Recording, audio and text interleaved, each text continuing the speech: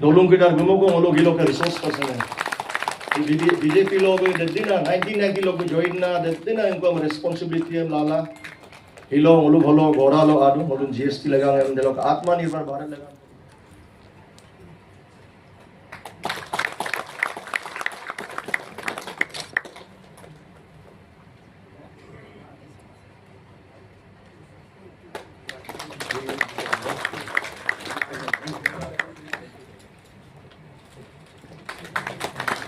चर्चा करने जा रहे हैं नेक्स्ट जनरेशन के लिए और इस महत्वपूर्ण यशस्वी प्रधानमंत्री ने ये कहा था कि हम दिवाली का एक उपहार देने जा रहे हैं और वो उपहार जो वो गिफ्ट था नेशन को वह था नेक्स्ट जनरेशन जीएसटी रिफॉर्म्स।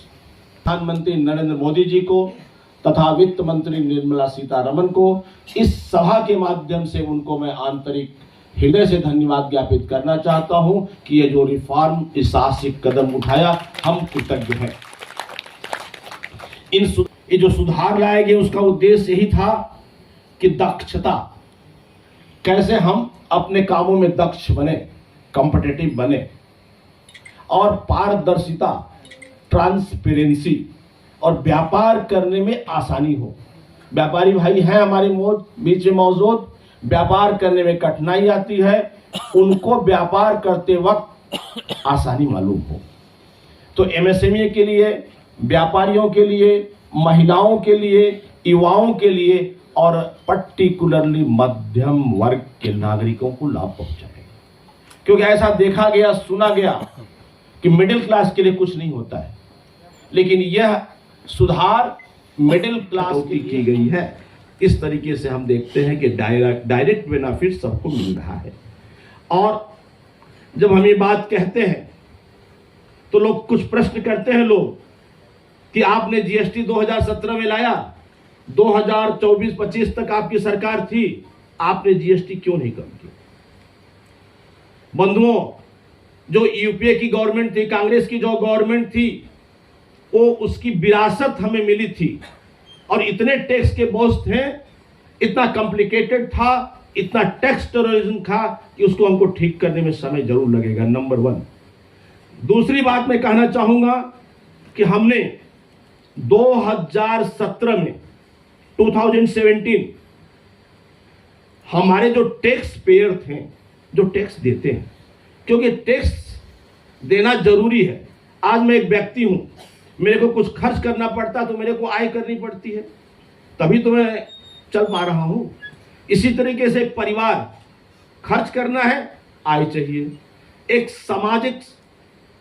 सामाजिक संगठन हो या कोई भी कॉन्स्टिट्यूशनल या नॉन कॉन्स्टिट्यूशनल बॉडी हो, उसको भी खर्च करने के लिए आय चाहिए, तो सरकार को भी ऐसा हम चाहते हैं। 2017 में देखा गया कि 65 लाख लोग टैक्स पेयर थे, 65 लाख, लेकिन आज के डेट में 1.51 करोड़, 65 लाख से 1.51 माने 1.5 करोड़, कितना परसेंटेज हो गया? 132% ग्रोथ हुआ टैक्स पेयर में। यह 2017 से आज तक 7 साल का कठिन परिश्रम। अगर हम टैक्स रिसिप्ट की बात करें, हमको टैक्स कितना मिलता है, तो 2000 हर घर स्वदेशी, हर घर स्वदेशी। यह है भारत माता की जय। ऐसा करने से हम भारत माता की जय करेंगे, मीटिंगों में भारत माता की जय करेंगे तो काम नहीं होगा। भारत माता की जय का मतलब है कि हर घर को समृद्धशाली बनाना है और उसके लिए स्वदेशी उत्पादन को बढ़ाना है। अंत में आपसे इतनी बातें हुई, आप सभी लोग हमारे साथ हैं। अंतिम 4 वाक्य कहकर के अपनी बात को खत्म करूंगा। वह कहना आवश्यक इसलिए है कि देश को महान बनाना है, वो कब बनेगा? जब समाज महान बनेगा। समाज कब महान बनेगा? जब हमारा परिवार महान बनेगा। परिवार महान कब बनेगा? जब व्यक्ति महान होगा। और व्यक्ति के लिए, उसके व्यक्तित्व के लिए 4 चीजें भी कहूंगा। उसको एक कविता में कहूंगा कि दीप निष्ठा के जले तो आधियां बाधक नहीं बनती। क्या?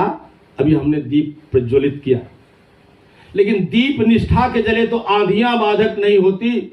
आदमी में लगन हो तो मजबूरियां बाधक नहीं बनती। आदमी में लगन हो तो मजबूरियां बाधक नहीं बनती। डरते हैं वे जिन्हें विश्वास नहीं खुद पे, डरते हैं वे जिन्हें विश्वास नहीं खुद पे।